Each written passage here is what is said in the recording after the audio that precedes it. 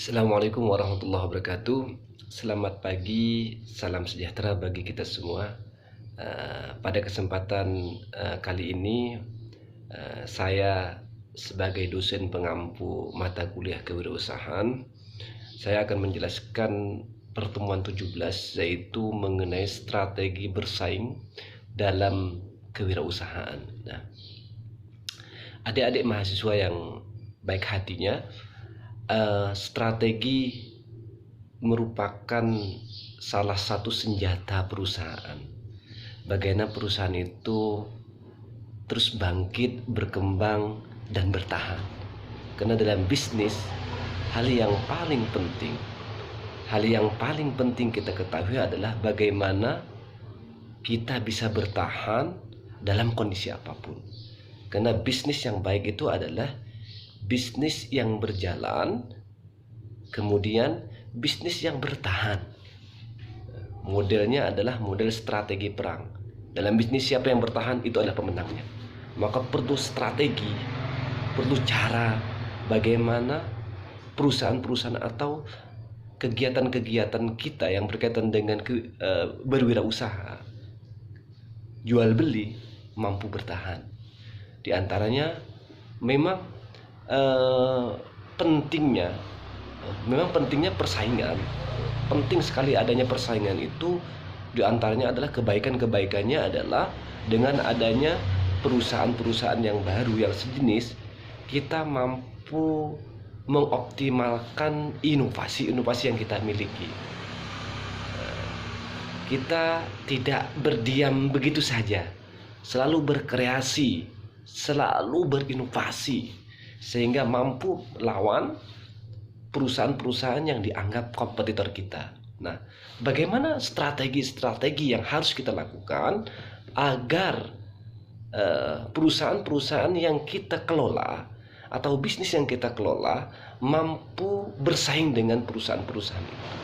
Nah, dalam pertemuan 17 ini saya akan sedikit mengulas secara umum strategi-strategi apa sih yang harus dilakukan oleh kita sebagai pelaku bisnis sehingga kita mampu bersaing, mampu bertahan, pertahanannya kita kuat.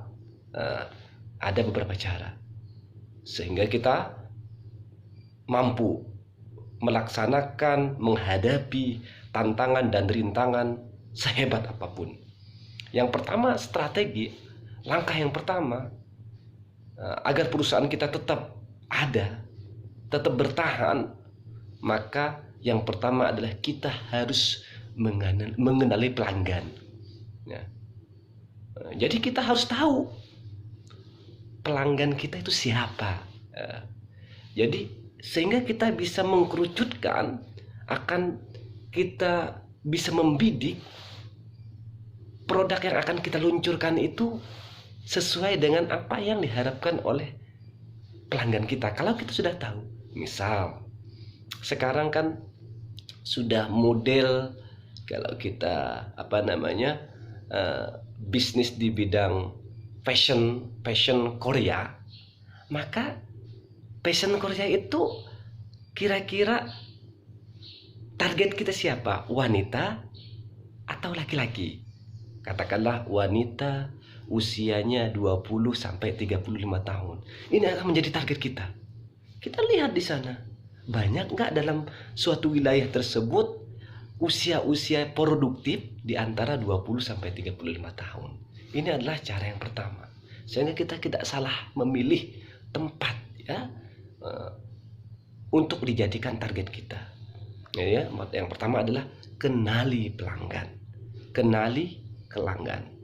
Sehingga kita mampu memberikan produk sesuai dengan apa yang diharapkan oleh pelanggan. Kemudian melakukan promosi. Nah, promosi bagian terpenting, karena promosi merupakan ujung tombak dari perusahaan. Semakin baik promosi kita, maka semakin banyak orang tahu terhadap produk-produk yang akan kita jual. Maka Sally menyebutkan dalam bukunya, marketing without advertising is just like kissing a girl in the dark. Nobody know, just you and you guys enjoy with the kiss.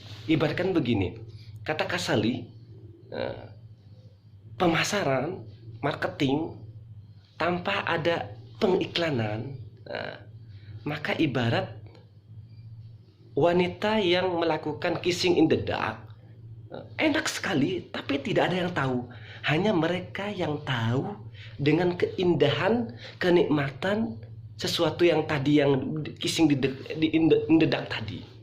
Jadi kalau kita ibaratkan begini. Jadi kalau kita punya produk baik sekali, tanpa dipromosikan, tanpa dikasih tahu, maka orang tidak menikmatinya. Kita saja yang menikmatinya.